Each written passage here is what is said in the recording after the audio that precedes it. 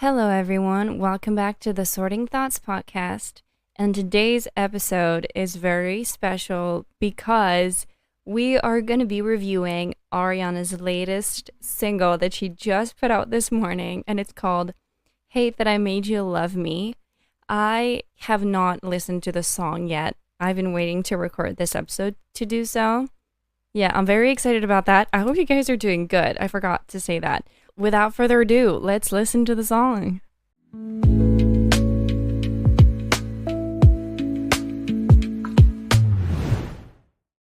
So, this brand new song called Hate That I Made You Love Me is gonna be on Ari's 8th album, which is called Petal.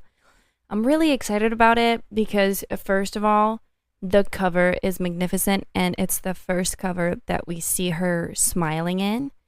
And I feel like that's a very notable change in like her whole discography. It's like the last time her album was black and white, it was for Thank You Next. And on Thank You Next, she was, upside down, really eyes are closed, not smiling at all, and, sort of like covering herself with her arms. So with this one, it feels like it's going to be different. And I am very here for it. And with this single, we're going to get a little sneak peek of what the album might sound like at all. And I'm very excited to hear it. I'm very, very excited. I've been holding myself to not listen to it since I've opened my eyes because that was my first thought of the day. Like, like when I woke up this morning, my brain literally hit me with, oh, girl, you got a new Ari song. I'm so excited. I am so excited. And what's even more exciting is that this doesn't even feel real at all. Like until I'm probably going to be listening to it, it doesn't feel real. It doesn't feel like there's a new song out, that there's a full album coming out, and that there's like a whole tour coming in 10 days. I'm going to be live streaming that. I'm not going to be live streaming myself, but I'm going to be watching that. I'm going to take notes and we're going to review that tour together.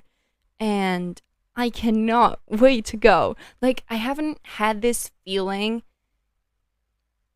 I don't know, probably since like Eternal Sunshine came out, but also at the same time I was in a bad place. So I was excited, but not to the fullest. So yeah, I feel like the last time I felt like this was during the Positions era when everything was coming out, or maybe even like the Sweetener World Tour when that was coming out. Like, I'm so freaking excited. You're probably going to hear me say excited a lot during this episode. Apologies in advance for that, but I don't know how else to express it. Is everyone ready? Because I know I fucking am. Let's go. Let's do this. Ooh. Hold on, she's using her lower register. I'm loving this. Okay, now the marketing around like flowers in the pavement makes sense in a way, because she's saying like flowers from a tomb. I feel like that's kind of like a nod. That's kind of like a nod to that, to the teasing that we've known so far. Okay, I'm done listening to the song and I'm obsessed. Like 10 out of 10. I have no notes. It's perfect. I love it so much.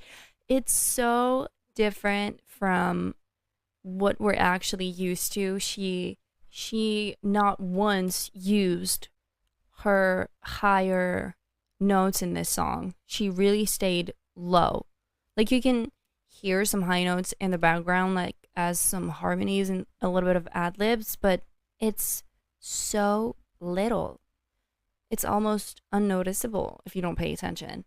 And I love it. I love it that she used her lower register for that one. It kind of feels like, you know what this song reminds me of? It kind of makes me think of Taylor Swift's single called Fortnite, where it wasn't like her usual type of songs. And this is what it feels like. It's so good. And apparently, like I'm seeing right now, self-written. Ariana wrote this entire song all by herself. Not that she's not been capable of it. She's perfectly been capable of writing songs in the past, but it's there's just always has been like some sort of collaborators, lyrically speaking, with Ari, because like she gives credits to anyone that comes up with an idea and she uses it. So having just like seeing only written by Ariana Grande is just insane, because I feel she wrote a lot of Eternal Sunshine on her own, but I if I remember well, like most of the songs have Max Barton and Ilya on it, and this one is just her. This one is just her. Let me check. I'm gonna check for a second and come back. Okay, I just checked, and yeah, there's always someone else credited on the writing, and just seeing Ari on this one, I feel so proud. I feel like a proud mom. I feel like a proud mom. I love that.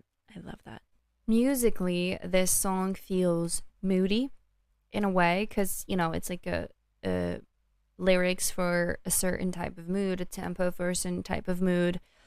It has this very atmospheric mid-tempo alternative pop track that was kind of surprising coming from Ari, but it sets the place for a whole new sound, a whole new album, like a brand new everything.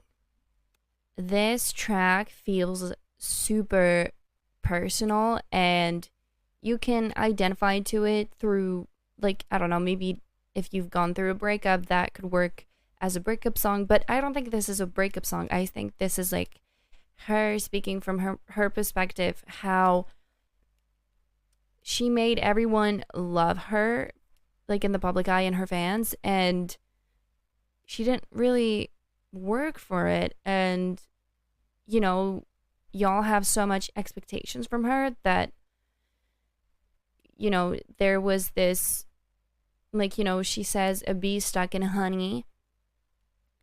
It's kind of like you're the ones that are putting her in this box, and you want her to stay in this box, and you don't want her to evolve, you don't want her to be different. And so with the looks that we had, like the little teaser that we had for the music video that comes out on Monday, she's like very physically, she looks a lot like her Positions self, with like a snatched wing eyeliner, dark brows, dark hair, heavy makeup in a way.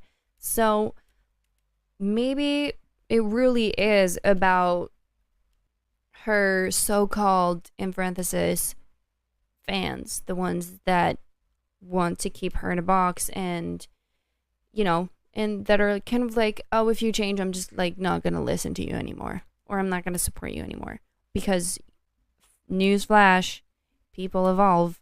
And I feel like it is your loss. You don't want to be there, fine, just go. Like, she gives a shit. Like, that's gonna drop her numbers, like that's gonna drop anything away from her. Like, what the fuck, what the fuck do you think this is gonna do? I don't know. But yeah, you see, she's also saying, you studied my crown and borrowed my body, warm kissed by the sun, then cold like the wind. So you all want to like her when she goes, in parenthesis, back towards how she looked before, when she countless of times has said that she was not herself when y'all liked her so much. It wasn't her. She was depressed. She was drinking a lot. It wasn't her. She was like heartbroken because of everything that had happened in her life. Like, you want her to be like that because she made you so happy in that at that time. Like, do you think maybe about how it was a very shitty time for her and how hard it was for her at that time? No, y'all only want to content yourself, because that's what people tend to do. People tend to sort of have this parasocial relationship with pop stars and think that they're entitled to say anything and everything without considering the fact that they're not only pop star machines, that they're also human beings behind the pop star. I don't know if that makes sense, but yeah, the more I read those lyrics again and again and again and again, I feel like, yeah, this is definitely for the people that call themselves fans and just have criticized her body, have criticized the way she looks, have criticized literally everything. And so this song is calling you out. So it might be giving away a little bit about what this album is gonna be like. So we have this cover where she's smiling, but we also have this track, mid-tempo track, where she's using mostly her lower register. It has a lower tone than her usual songs. She's not going high. It's not what you would it's not where you would expect her to be.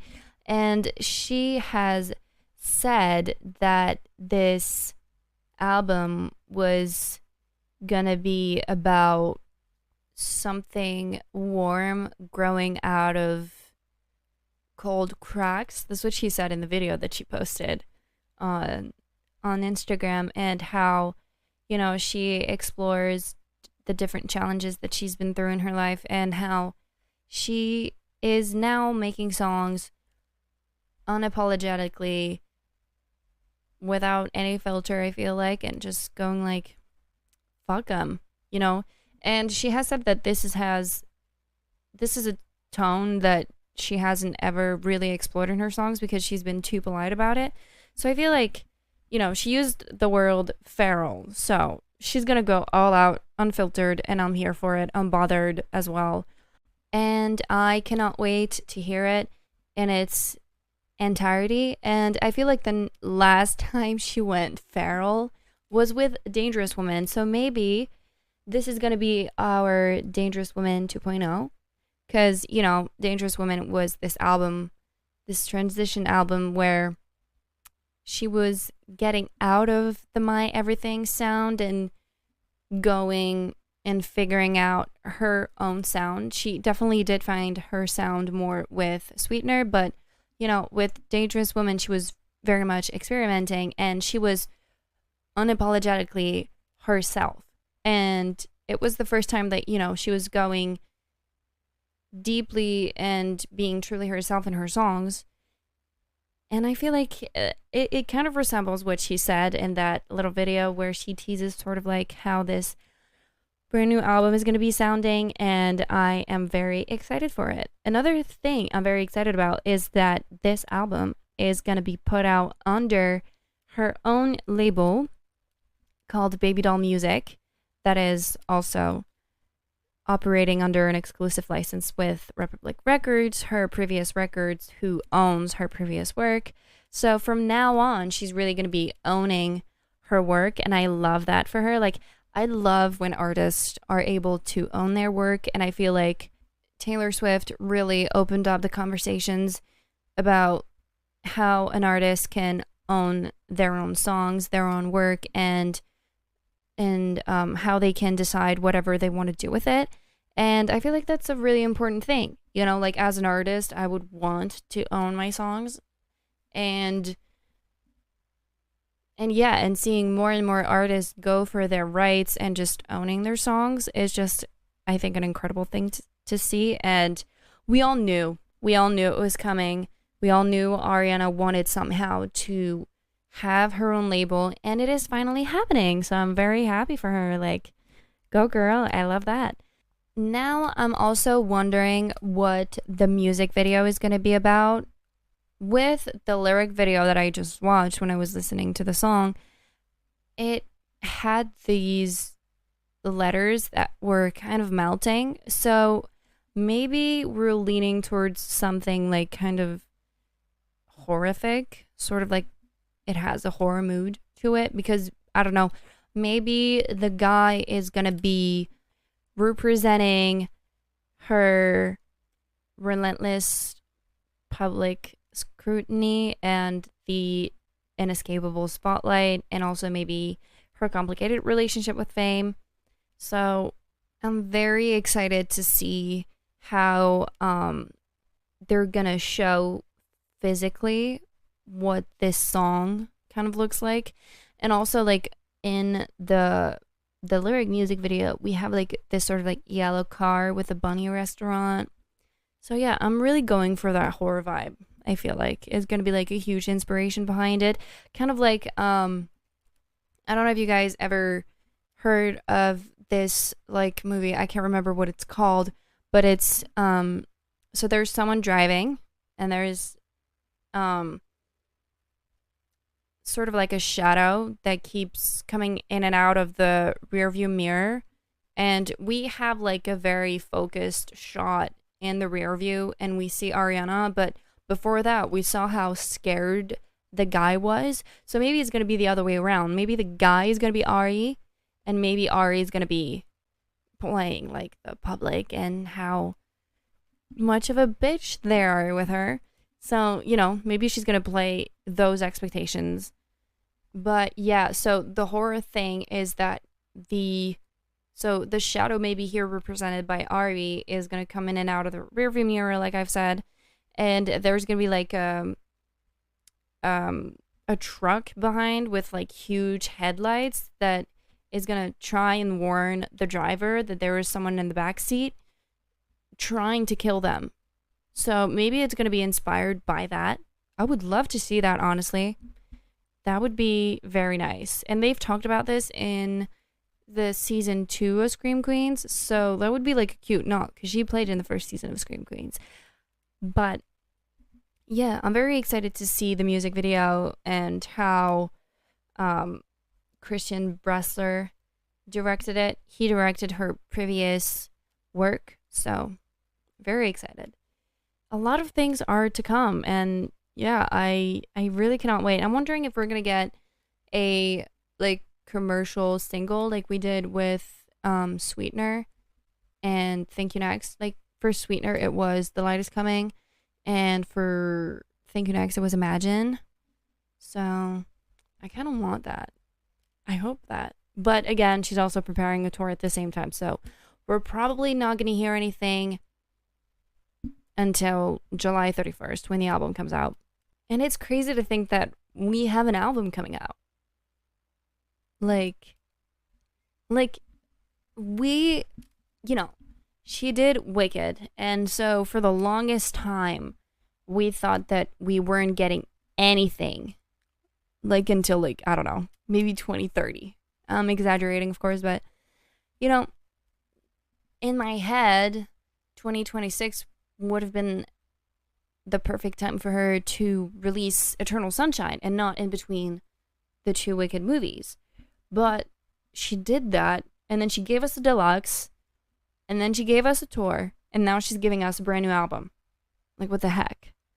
Like, we are eating a lot, and I love that. I would have died for times like these after positions, and I loved that she was able to heal her relationship with music and that now she just can't stop putting out music, and I love that. And yeah, I cannot wait to hear the rest of the album. I'm pretty sure it's going to be great. We're going to be reviewing that as well. I cannot wait. Hold on, how many tracks are there? 12? Yeah, 12 tracks. So I cannot wait to hear what her feral sounds like. I cannot wait to hear that. So, yeah, I think I'm going to stop here because I don't think that there's anything much more to say. So, I hope you guys enjoyed this episode. I hope anyone who's listening also listened to the song, and I hope you liked it. I hope that you liked the fact that it was something very different, mid-tempo, alt-pop, kind of with R&B hybrid, trap influence production, that she's not relying on her vocals and her belts, and that she utilized more hunting vocals, and that it delivered this perfectly moody aesthetic track. And I know I loved it myself. I'm not going to stop listening to it for the rest of the day and probably for the weeks that are coming, maybe years. Because let's be honest, I have never stopped listening to any of her songs. Thank you guys so much for listening. Don't forget to follow for more. And if you want to ever hear my review about her upcoming album, drop a follow. And I hope you guys are going to have a wonderful day listening to this track. And I hope to see you guys next week. This was your host, Florin. Bye.